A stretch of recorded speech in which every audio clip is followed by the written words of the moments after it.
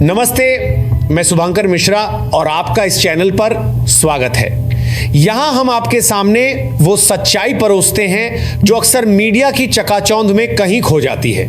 अगर आप भारत की असली ताकत, उसका आत्मसम्मान और उसकी बुलंद आवाज सुनना चाहते हैं तो इस चैनल को सब्सक्राइब करना कभी ना भूलें। दोस्तों, जरा इस ग्राफ पर गौर फरमाइएगा। 94.2% लोग, जी हां, इतने सारे लोग हमारे चैनल को देखते तो हैं लेकिन उन्होंने अभी तक सब्सक्राइब नहीं किया है। आप वीडियो देखते हैं तो बस एक क्लिक करके फटाफट चैनल को सब्सक्राइब कर लीजिए, क्योंकि हम आपको वो खबरें दिखाते हैं, उन सच्चाइयों से रूबरू कराते हैं जिन्हें मीडिया चैनल्स अक्सर छिपा लेता है। वो कहते हैं ना, अगर किसी को पलटवार करना हो या फिर यू टर्न लेना हो तो एक समय था जब सब अमेरिका से सीखते थे, लेकिन अब वक्त बदल गया है और सबको भारत से सीखना चाहिए। दरअसल जो काम भारत ने अभी किया है वह शायद भारत को और पहले कर लेना चाहिए था। असल में बात शुरू हुई हाल ही में डोनाल्ड ट्रंप की एक धमकी से। ट्रंप ने गुस्से में आकर यह तक कह दिया कि माइक्रोसॉफ्ट, गूगल और एप्पल जैसी हाईटेक कंपनियों में भारतीय लोगों को नौकरी नहीं मिलनी चाहिए और भारतीयों को हायर करना पूरी तरह से बंद कर देना चाहिए।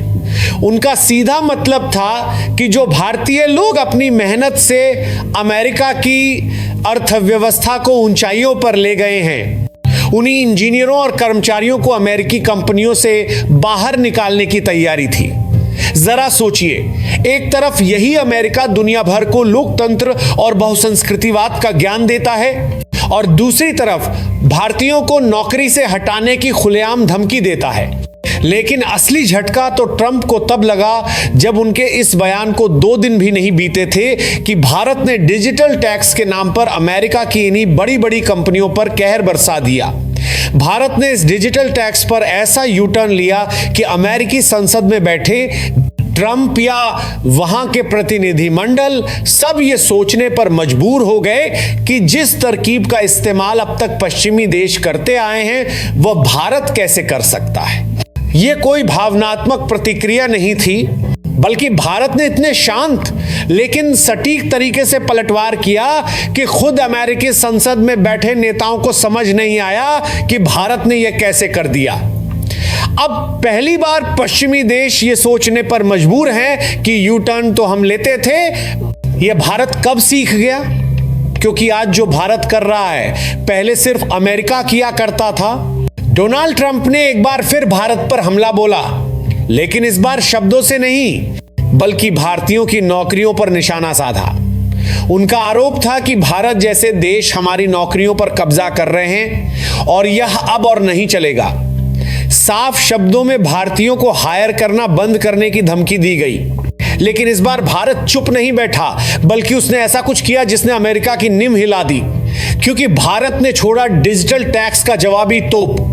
आपको जानकर हैरानी होगी कि अमेरिका की सबसे बड़ी टेक कंपनियां जैसे गूगल, अमेजॉन, एप्पल, फेसबुक सिर्फ भारत से ही हर साल लगभग 1-200 लाख करोड़ रुपए यानी $15 बिलियन से ज्यादा का रेवेन्यू कमाती हैं। इनमें से गूगल से लगभग 400 करोड़ रुपए, अमेजॉन से 35,000 करोड़ रुपए और एप्पल से 1,000 करोड़ रुपए की कमाई होती है। मेटा, जो फेसबुक और इंस्टाग्राम का संचालन करती है, से भारत को हर साल 15,000 करोड़ रुपए की कमाई होती है। लेकिन आपको जानकर हैरानी होगी कि इनमें से ज्यादातर कंपनियां भारत में उतना टैक्स नहीं देती जितना उन्हें देना चाहिए। वे स्थायी कार्यालय न होने का बहाना बनाकर बच निकलती हैं। इसीलिए भारत ने 2020 में एक चाल चली और इक्वलाइजेशन लेवी या डिजिटल टैक्स नाम से एक नया टैक्स लागू किया।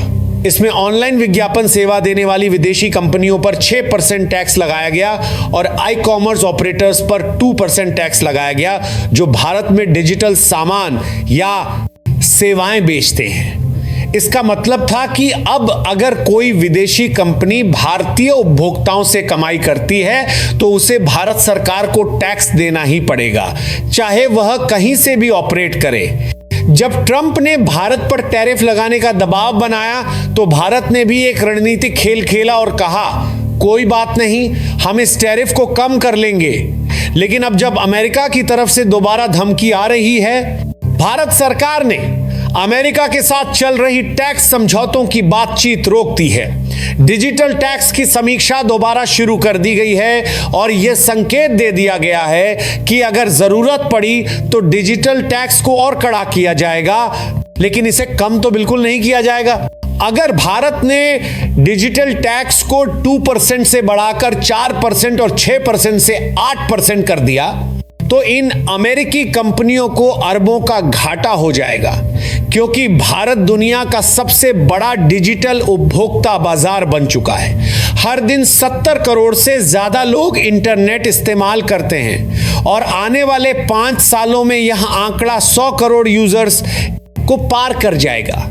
गूगल और मेटा को सबसे ज्यादा एड रेवेन्यू भारत से मिल रहा है। अमेज़न भारत में सबसे ज्यादा ग्राहक जोड़ रहा है और एप्पल ने अभी भारत में आईफोन असेंबली यूनिट लगाई है।